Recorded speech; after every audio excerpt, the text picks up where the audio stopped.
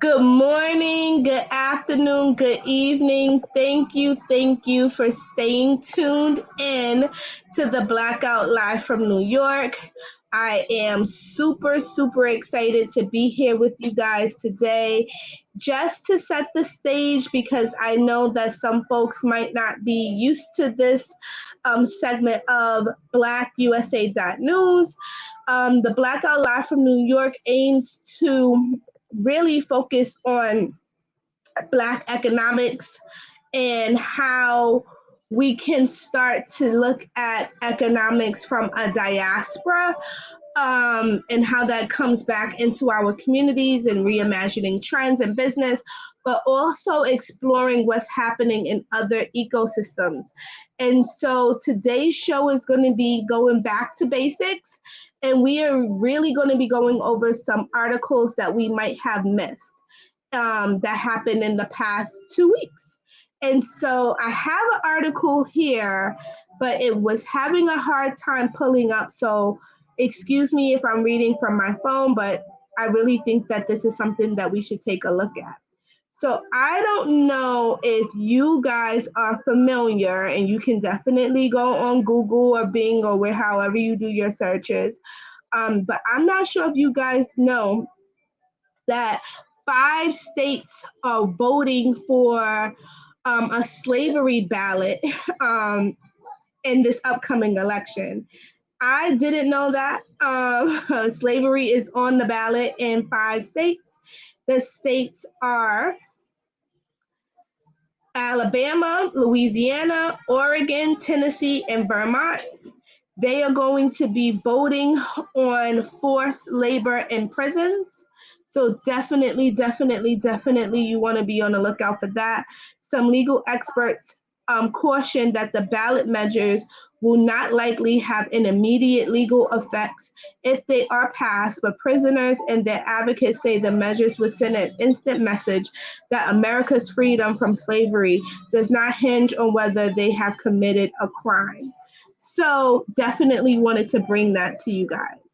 Now into some business stuff, not that this isn't business.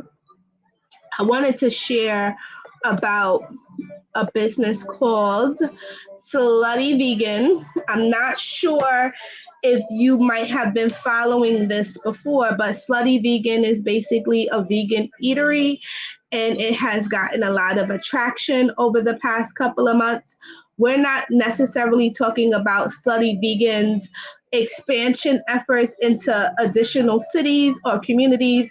What we are talking about is that Slutty Vegan has filed a trademark to run her business in the metaverse. Months and months and months ago, we had some folks on and we talked about the metaverse and how it was so new and how are we going to stay clean in the metaverse. All I'm saying is that we probably should be thinking about how our businesses are functioning in the metaverse. If they aren't, how could they function in the metaverse? And really trying to wrap our heads around it, because the metaverse likely is not going anywhere. And right now we're seeing that you can trademark businesses in the metaverse. Also, a few weeks ago, we talked about marijuana, cannabis, pot, weed, whatever you want to call it. And now weed is coming to Circle K gas stations in the US next year. Next year really isn't that far away. And so we definitely want to pay attention to the change of the landscape of cannabis. And so this is really, focused on Florida gasoline retailers. I guess this is where Circle K convenient chain stores are predominantly located in the US, but it is important for us to continue to pay attention to the ever-changing landscape of cannabis policies, how they are impacting neighboring states. and or states on their coastal lines, because we want to make sure that we are participating not just as consumers, not just as consumer-based products, but we want to make sure that we are getting as much revenue as possible as a community, and we need to start looking out of our borders here. Is saying that the standalone dispensaries in the U.S. And these pharmacies run parallel to some countries such as Germany. So we definitely probably want to look abroad to see what has happened in other countries, what could likely happen here. We definitely want to look at California. Just thumbing through this article right now, it says that Florida is the second largest U.S. market for marijuana, following California. So if you're thinking about getting into the cannabis business, like understanding your market is definitely going to be vital for you being able to get into the game and make some money, probably diversify your verticals of business. So definitely wanted to bring that to you all's attention. Now, I know that you guys have been hearing about Kanye, and I just know it. And we're going to talk about Kanye in a moment, but I bring that up because I'm also sure that you guys have heard of this Candace Owens person that is connected to both Kanye and Ray J and their debacle or kerfuffle with the Kardashians, but she also was going to be suing PayPal earlier this month. And the reason why is because there was some sort of breach that PayPal did. And so PayPal pulls back. They say that they won't fine customers $2,500 for misinformation after backlash. She basically, brought this to the forefront that there was some sort of policy that went out to all PayPal users around their accounts and how their accounts can be used and so on and so forth, and that she was going to sue them. This article here, you can find it at Yahoo Finance if you want to read more about what's going on with PayPal, how they're trying to rectify the situation. But definitely, I wanted to bring that to you guys' attention because I know that a lot of entrepreneurs are using PayPal, Venmo, Zelle, Cash App as methods of payment instead of merchant service providers. And so if you are doing that, I just wanted to let you know what's going on with PayPal. Now, some juicy stuff going back into Kanye. As I told you, I know that you guys are hearing about all of these news clippings and articles. How can you not? He made a shirt that said White Lives Matter. He has been arguing with former anchor on CNN, Chris Cuomo. He says some anti-Semitic comments. He has gotten his money pulled from banks. He has gotten his endorsements slashed. It is crazy out here in these streets for Kanye. What is going to happen next? I don't think any of us have a clue what's going to happen with Kanye next. But I wanted to talk about this from a business perspective because I feel like there's a lot of learnings in what is going on with Kanye.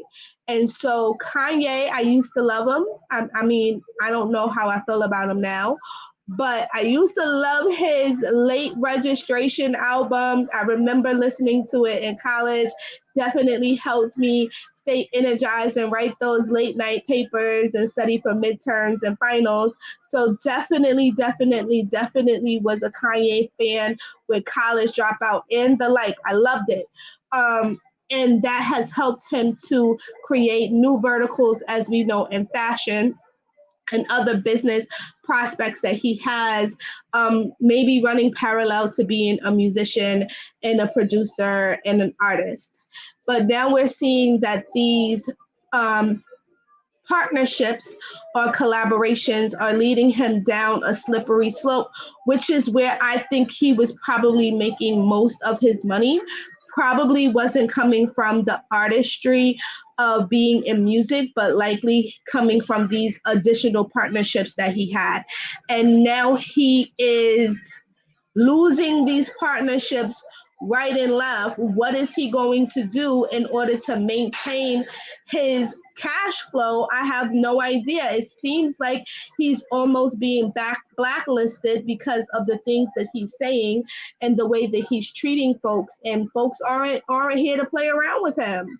And so I'm really, really worried that he hasn't been thinking about the impact of his persona, whether he believes these things or not. You know, some folks are saying, hey, he doesn't believe all these things that he's saying. He's just doing it for shock value.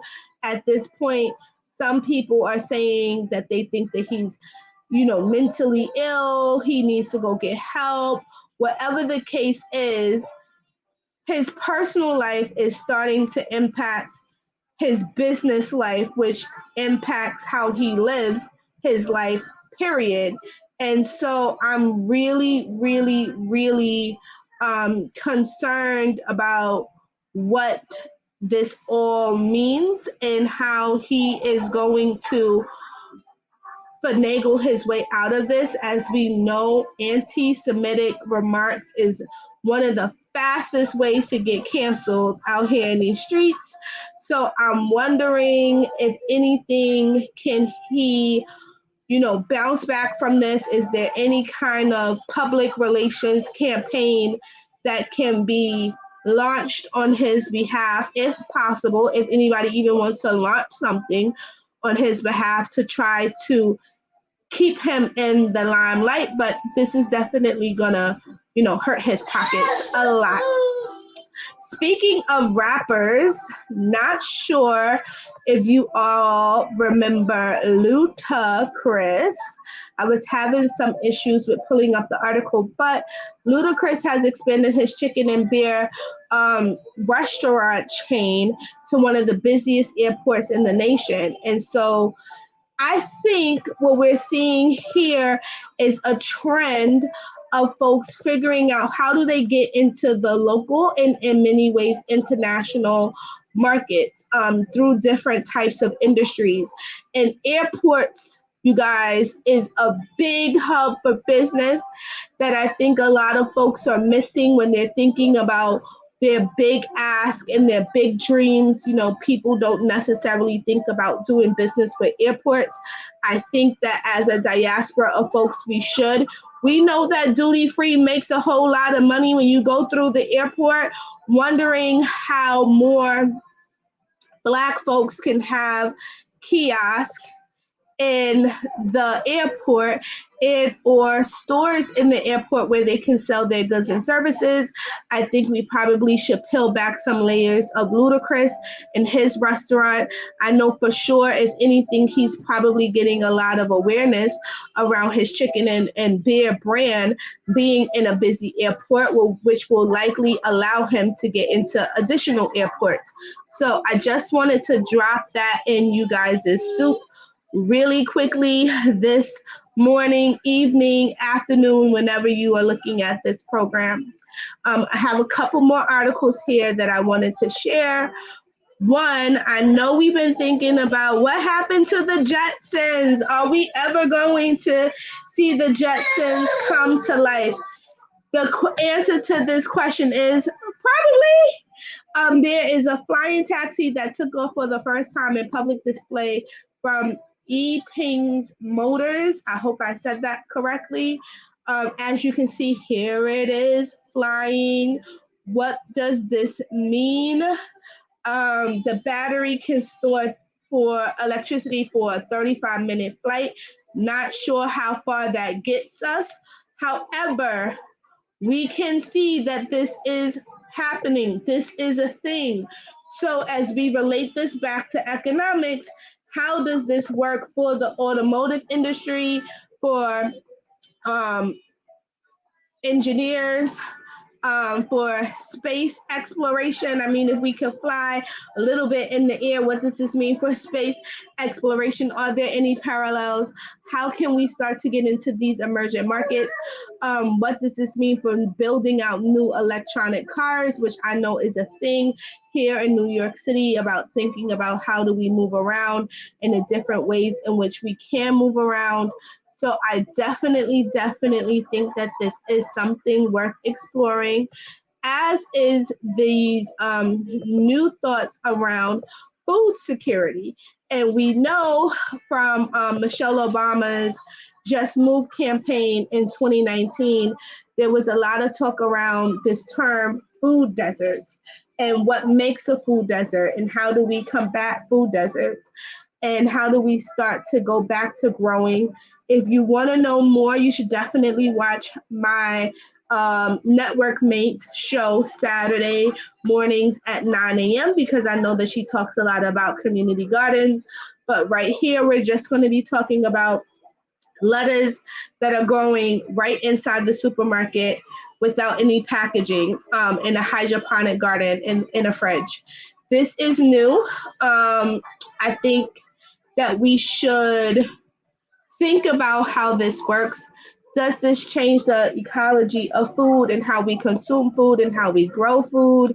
Just thinking about a lot of different verticals that we as a community of people can start to get into as businesses, because we need to think through how do we start being major players in industries, whether they are existing industries or emerging markets, where we are not just the consumer or making consumer end products. We need to think about how do we start to be part of the entire pipeline from grow to sell, and what does this mean? The last article that I am going to touch on here, again, I had a hard time loading the article up for your viewing purposes, but Meghan Markle and Prince Harry are giving back again. I'm not sure if any folks have businesses that might be able to apply for this grant, but the Archbold Foundation is basically giving $100 million in grants to women who serve as inspirations to teens. Now, I don't know what this means. I do not have the link for where you go to apply for the grant and make your proposal on how you are inspiring teens. But if there are any folks out here that are doing work that overlays with teens, definitely I would suggest that you do some digging to see how you might be able to take advantage of this sentiment. There was something else that I wanted to mention, but again, as I shared, I had a hard time pulling up a lot of the articles on here for you guys to be able to look at. But there was an article that I was considering, do I talk about it? Do I not talk about it? And I kind of want to talk about it.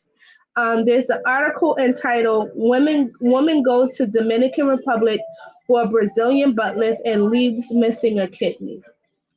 I remember when we had our commutator, Kenyatta S. Rose, on a few months ago, and we spoke about these Brazilian butt lifts that a lot of women are doing. When I went to Atlanta in June, I was very shocked about the advertisements for this kind of surgery in the bathroom of a restaurant. It was a whole poster in the stall around getting a Brazilian butt lift that I was not ready for. I had never encountered something like that in my life. But I think that we need to start thinking about these enhancements that women are doing that in some cases can lead to serious illnesses and or death. Some people have been, having really horrible reactions to getting certain surgeries. I don't know if they're doing it the way that it is intended to be done, which means going to a certified a surgeon, plastic surgeon, to get your body altered in some kind of shape, way, or form, or if people are doing back alley things with their bodies. But we see here a woman went in for a Brazilian butt lift and left out without a kidney. Where the heck did the kidney go? And I'm sure she didn't sign up to give away her kidney. So I just wanted to share that with you guys. I know this segment is super short. Really, to be quite honest, it's because for some reason I was being blocked. Maybe the folks didn't want me to come on here and share my articles that I had prepared for you guys today. But for some reason I couldn't get on StreamYard on my timing that I'm usually on at 10:15. So I was a tad bit late. I want to be very courteous of my network mate who's coming on at 12 noon Eastern Standard Time. So I'm going to hop, but I definitely wanted to give you guys those articles because it has been on my heart of sharing these with you guys today. Definitely tune into us next week. Time 10:15 Eastern Standard Time. Saturdays, the Blackout live from New York. If you have any things that you would like me to highlight, discuss, peel back a little bit, I'm kind of thinking about doing a segment on entrepreneurship and transparency. So I'm going to sit on that and see how I feel. But I've been hearing a lot around these ecosystems that people aren't being honest around how they are seeking in or gaining opportunity, as far as contracts are concerned, as far as speaking engagements are concerned, that lead to additional verticals of finances for their business. And I want to have an open, honest conversation around how this truly happens. And if you're just doing it for the gram, is that enough? Also, if you're just handing out your business cards, is that going to be enough? So I wanted to have a conversation about that, but I am going to sit and wait and see what goes on. Talk to you guys soon. If you want to connect with me, definitely hit me up in the comments and or send an email to info@thedmfirmnyc.com. Until later, ciao.